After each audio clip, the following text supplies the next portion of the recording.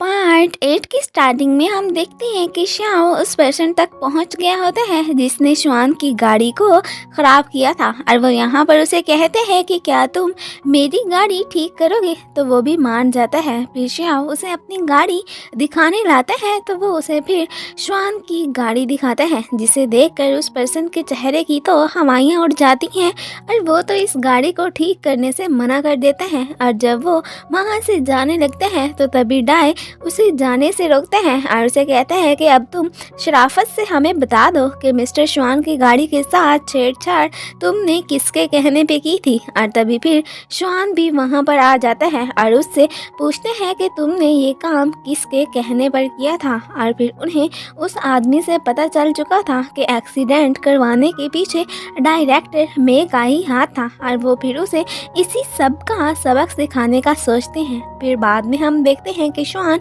काय के साथ एक रेस्टोरेंट आया होता है। यहाँ पर वो हिम्मत जुटाकर उससे अपने सच के बारे में बताने ही वाला होता है कि इतने में ऊपर से टाओजी वहाँ पर आ जाती है। तो काय फिर उसे अपनी फ्रेंड टाओजी से इंट्रोड्यूस करवाती है। फिर श्वान को डाई का मैसेज आता है तो वो साइड पे चला जाता है। तो यहाँ पर काय टाओजी से कहती है कि जब श्वान ठीक हो जाएगा तब मैं उसे छोड़ दूंगी। वैसे भी उसने जब ठीक हो जाना है उसने मुझे कहाँ याद रखने हैं। उसकी ये बातें श्वान भी सुन लेते हैं और वो फिर उसे अभी अपने इस सच के बारे में ना बताने का फैसला करते हैं। फिर रात को हम देखते हैं कि मिस्टर जोहो श्वान से मिलने आए होते हैं और यहाँ पर हमें पता चलता है कि श्वान के इल ना होने का तो जूहू को भी पता होता है। और भी यहाँ पर ये दोनों डायरेक्टर में से रिवेंज लेने के लिए काफी एक्साइटेड होते हैं। फिर बाद में श्वान काय से मिलता है और उससे पूछते हैं कि तुम अब मुझे छोड़कर तो नहीं जाओगी ना। तो यहाँ पर काय उसे यकीन दिलाती है कि आप फिक्र ना करें, मैं आपको छोड़कर नहीं जाऊंगी। फिर श्वान उसे प्रपोज करता है तो यहाँ पर फिर काय उसका प्रपोजल एक्सेप्ट कर लेती है और फिर श्वान काय को किस कर लेता है। उधर हम लिंडा को देखते हैं जो अब हॉस्पिटल से डिस्चार्ज हो गई होती है और यहाँ पर डाई उसे लेने के लिए आया होता है। नेक्स्ट डे हम देखते हैं कि मिस्टर जोहो काय को कॉल करके उसे अपने साथ एक प्लेस पर जाने के लिए कहता है। तो काय उसके साथ जाने से मना कर देती है कि मेरे डैड की तबीयत खराब है इसलिए मैं नहीं आ सकती हूँ।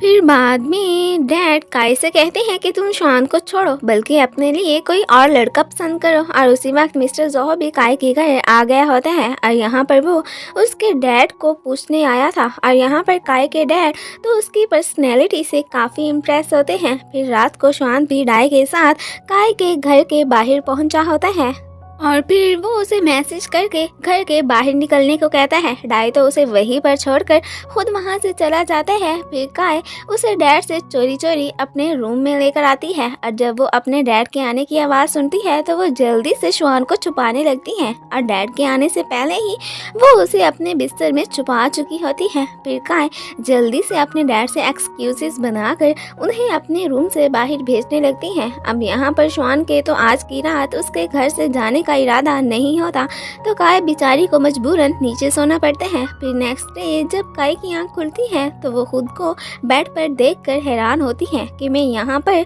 कैसे पहुँच गई जबकि रात को तो मैं नीचे सोई थी। फिर हम फ्लैशबैक में देखते हैं कि रात को श्वान ने उसे बेड पर सुला दिया था और खुद फिर वहाँ से चला गया था। फिर हम श्वान को देखते हैं जो अपनी कंपनी में पहुँच आया होता है और आज तो वो सबके सामने अपने ठीक होने का सीक्रेट भी एक्सपोज करने वाला था। और इधर मे के असिस्टेंट को वो पर्सन कॉल करके उसे अपने पास बुलाता है और दरअसल में तो वो यहाँ पर श्वान के कहने पर आया हुआ था और उस पर निगरानी रखने के लिए श्याओ उसके साथ ही था। इधर ऑफिस मीटिंग डायरेक्टर्स में तो सब शेयर होल्डर्स के सामने बड़े कॉन्फिडेंस के साथ खुद को सीईओ बनाने के बारे में बात करता है और फिर आखिरकार श्वान सबको बता देता है कि मैं अब ठीक हो गया हूँ इसलिए अब किसी को भी सीईओ बनने की ज़रूरत ज़रूरत नहीं है। और फिर यहाँ पर वो सबको ये भी बताता है कि जिस बंदे ने मेरा एक्सीडेंट करवाया था मुझे उसका भी पता चल गया है। और जब वो सबके सामने मे का नाम लेते हैं तो सब लोग ये सुनकर गॉसिप्स करने लगते हैं, लेकिन मे तो इस बात पर भड़क जाता है और वो उसे कहता है कि तुम सबूतों के बगैर मुझ पर ये इल्ज़ाम कैसे लगा सकते हो। तो फिर श्वान सबको उस पर्सन की वीडियो दिखाते हैं जिसने श्वान के सामने खुद कहा था कि उसे मे ने ही उसकी गाड़ी ख़राब करने को कहा था। इवन के वो तो उन्हें मे के असिस्टेंट को उस पर्सन को पैसे देते हुए भी दिखा देता है जिसकी वीडियो अब श्याओ बैठा बना रहा होता है। अब तो सबको सच का पता चल गया था और जब मे को पता चलता है कि एक शेयर होल्डर जिस पर वो बहुत एतबार करता था वो भी श्वान के साथ मिला हुआ था, वो तो फिर इससे फाइट करने लग जाता है। इधर काय भी ऑफिस आ गई होती है और वो तो श्वान की सारी बातें सुन चुकी होती है। तभी पुलिस यहाँ पर आकर डायरेक्टर मे को अरेस्ट कर के वहाँ से ले जाती है और तभी श्वान भी काय को वहाँ देख लेता है। और वो फिर जब उसके पास आता है तो यहाँ पर काय उससे पूछती है कि क्या तुम अब तक अपने बीमार होने की एक्टिंग करते रहे हो और मुझे बेवकूफ़ बनाते रहे हो। और जब श्वान से ये कंफर्म हो जाता है कि वो एक्टिंग करते रहा है, ये सुनकर तो काय काफ़ी डिसहार्ट होती है और वो वहाँ से चली जाती है। अब उन दोनों में एक बहुत बड़ी मिसअंडरस्टैंडिंग हो चुकी थी और फिर बाहर आकर तो उसकी एक बाइक से टक्कर